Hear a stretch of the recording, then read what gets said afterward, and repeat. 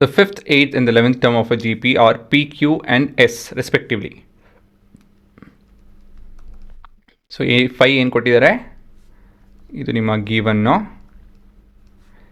A5 P ಅಂತ ಹೇಳಿ, ಮತ್ತು A8 Q ಅಂತ ಹೇಳಿ, ಮತ್ತು A11 S ಅಂತ ಹೇಳಿ ಕೊಟ್ಟಿದ್ದಾರೆ. ಆಮೇಲೆ ಇಲ್ಲಿ to prove Q square is equal to P into S ಅಂತ ಹೇಳಿ ಹೇಳ್ತಾ ಇದ್ದಾರೆ. ಇವಾಗ ಪ್ರೂಫ್ ಹೇಗೆ ಮಾಡೋದು ಹುಡುಗ್ರ? ಫಸ್ಟು ಏನು ಕೊಟ್ಟಿದ್ದೀರೋ ಅದನ್ನು ಕಂಡು ಹಿಡಿದ್ಬಿಡೋಣ ಅಂತ ಹೇಳಿದ್ರೆ, N is equal to A into R to the power of n-1 ತಗೊಂಡು A5 which is A into R to the power of 4 which is equal to P, ಮತ್ತು ಅದೇ ರೀತಿಯಲ್ಲಿ A8 which is equal to A into R to the power of 7 which is equal to Q,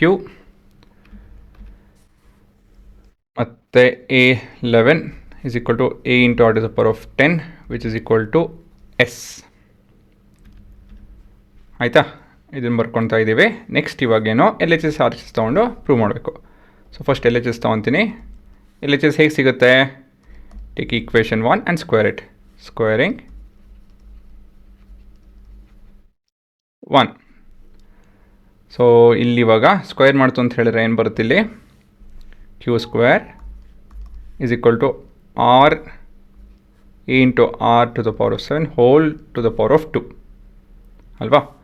This is A square into R to the power of 14.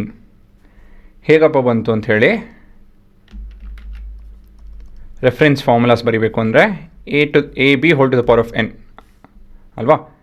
So this is applied in the first step. ಸರಿನಾ? ಅದಾಯಿತು ಅಂದಮೇಲೆ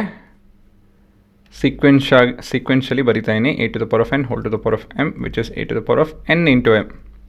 so 7 into 2 is 14 ಅದಾಗುತ್ತೆ, or NM.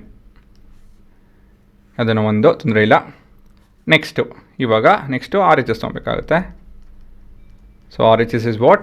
RHS is a product of 2 and 3, ಕರೆಕ್ಟಾ? So 2 into 3. So 2 into 3 ಏನಾಗುತ್ತೆ ಇಲ್ಲಿ?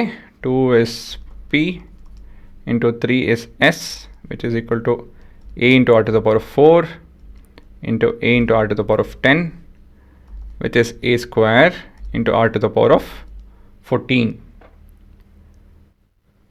ಸರಿನಾ? ಇವಾಗ ನಾವು 4 ಮತ್ತು 5 ಇಂದ ಏನು ಹೇಳ್ಬೋದು? What is the conclusion from 4 and 5? From 4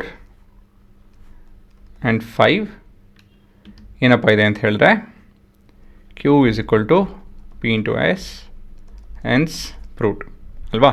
ಏನಕ್ಕಂತ ಹೇಳಿದ್ರೆ ಇದನ್ನು A square into R to the power of 4, ಇದು ಕೂಡ A square into R to the power of 4.